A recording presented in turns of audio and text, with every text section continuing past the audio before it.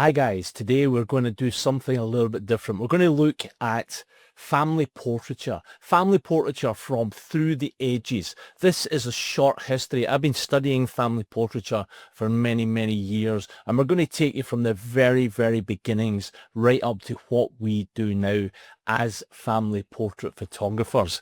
Let's kick off. We're going to take you way back, way back, before digital cameras, before film, before glass plates, and even before paintbrushes.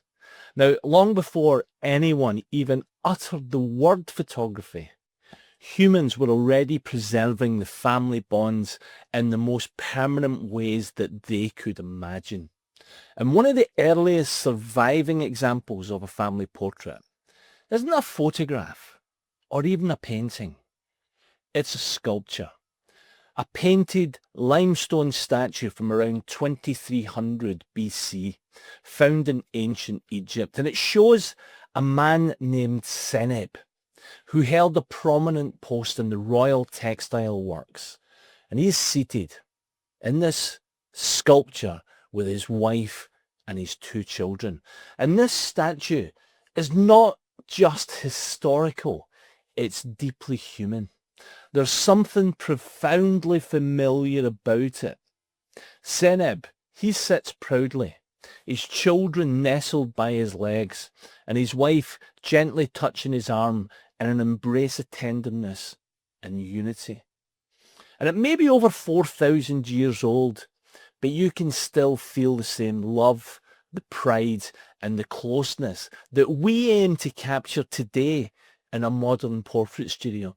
The composition even mirrors today's portrait principles: symmetry, intimacy, and emotional balance. It's a timeless portrayal of family. And the desire to record the people we love and share life with is an ancient one. And while the tools have changed dramatically, the motive remains the same: to preserve love, identity, and family legacy. Fast forward a few thousand years to 18th century Europe. Portraiture had become the preserve of the aristocracy, and if you had wealth and status, you could commission a family portrait. The oil painting, well, that was the ultimate statement of success, legacy, and sometimes vanity. But for the rest of society, it was totally out of reach. And then came the miniature. Small painted portraits which were far cheaper and far more accessible to the growing middle class. Now, for the first time, ordinary families had the opportunity to own something akin to a painted heirloom. And the demand grew, and so did the dream. And just as the 19th century arrived, there was a revolution. The arrival of photography. Enter the daguerreotype. Invented by Louis Daguerre in the 1830s, this was the first commercially viable photographic process. It was slow, 30 seconds or more, sitting rigidly still. But it changed absolutely everything. Portraits could now be made quickly, relatively speaking, cheaply, and crucially, it could be repeated. This wasn't just art for the elite anymore. It was a democratization of memory. Of course, early portraits weren't exactly smiley affairs. Thanks to those long exposure times, sitters had to remain stock still. The infamous neck braces hidden behind the subjects, they weren't for fashion. They were there to keep them heads from wobbling from long exposures. And then there's the darker side of early photography. The Victorian fascination with post-mortem portraiture. In the 1880s, it was common for families to be photographed with a deceased child, often posing them as if they were still alive. And as morbid as that sounds to modern sensibilities, it was often the only photographic memory that family would ever have. Those early portraits may look rather cold and formal to us now, But they were precious. They were deeply emotional tokens anchoring people to moments that they could otherwise never revisit. And then what happened was we had what we could call the brownie and the boom period. Because in 1900, Kodak introduced the box brownie, a little camera that would spark a huge cultural shift in the world. Because for the first time, anyone could take a family photo. No studio, no tripod, no darkroom, just a box and a button. You press the button, we do the rest. Now that was Kodak's famous slogan, and that's what it promised, and that's what it gave. The brownie turned the tide. Suddenly, family portraiture wasn't an event, it was a habit.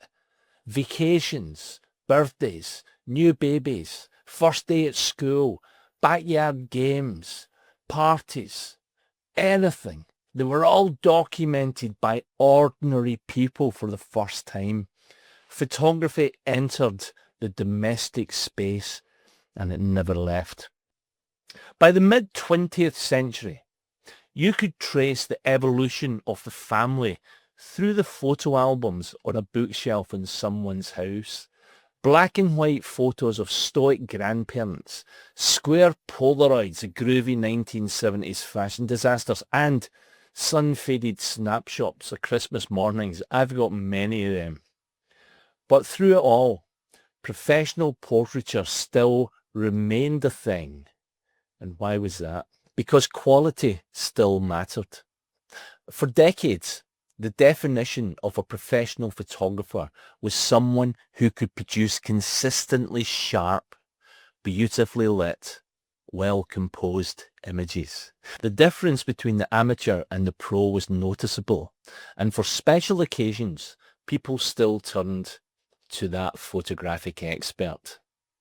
But in the late 20th century, consumer cameras were catching up, and that gap between amateur and pro closed. And as digital photography emerged in the early 2000s, things changed again fast. Now, anyone could take a technically decent photo, but decent isn't the same as emotional or artistic or valuable. What separates true professional portraiture today is no longer just technical skill. It's vision, it's style, it's creativity, it's experience. But above all, emotion. Good portraiture isn't just sharp. It makes you feel something inside. Unfortunately, the rise of digital photography also flooded the market with part-time photographers and shoot and burn photographers. Package deals sprang up left and right. $99 for all the digital and a USB stick. No retouching, no service, no emotional connection. It's no wonder that many clients were left underwhelmed by this. But here's the good news. There is still a thriving market for exceptional portraiture. We've proved that. There are still families who want something beautiful, something crafted, something that doesn't live on a phone screen or get buried in a forgotten folder in a cupboard somewhere. They want family heirlooms. And by the way, they're willing to pay for it. I want to talk about something else here. I want to talk about the venture effect in the UK, because this was without doubt a wake-up call for the industry. Up until the early 2000s, professional portraiture in the UK felt, well, tired. Most high street studios were uninspiring. The same backgrounds, the same poses, the same expressionless faces, regardless of who was in front of the camera. If you were a Hell's Angel or a granny, you were still photographed in the same Victorian seat with potted plants either side of you in a brown background. But then came venture. And like it or loathe it, venture revolutionised everything. Suddenly, family portraiture had a branding. It had a swagger. It had a look, it had a vibe.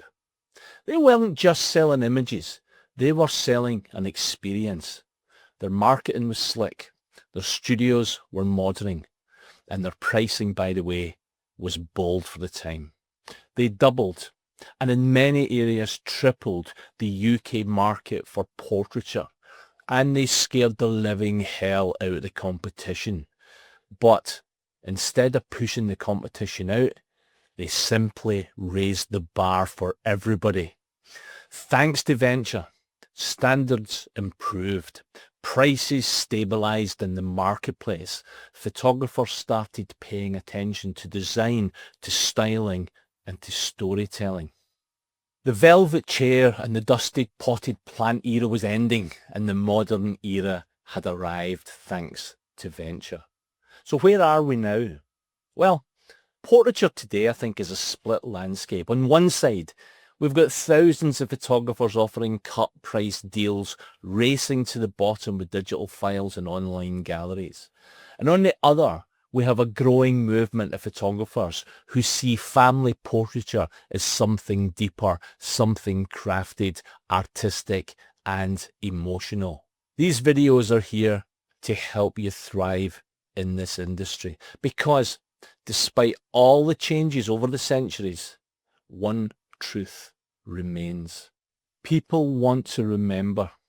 They want to remember how they looked, how they felt, how it was to hold their baby, to stand beside their siblings, to be seen and captured as a family together.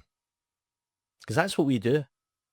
And when it's done well, it's worth every single penny. Guys, my name's Kenny Martin. Thanks for watching part 1 of the history of family portraiture. Please subscribe to the channel. Please like the video. Leave a comment if you wish. And I'd like to thank you for watching. All the best. See you in the next one. Bye-bye.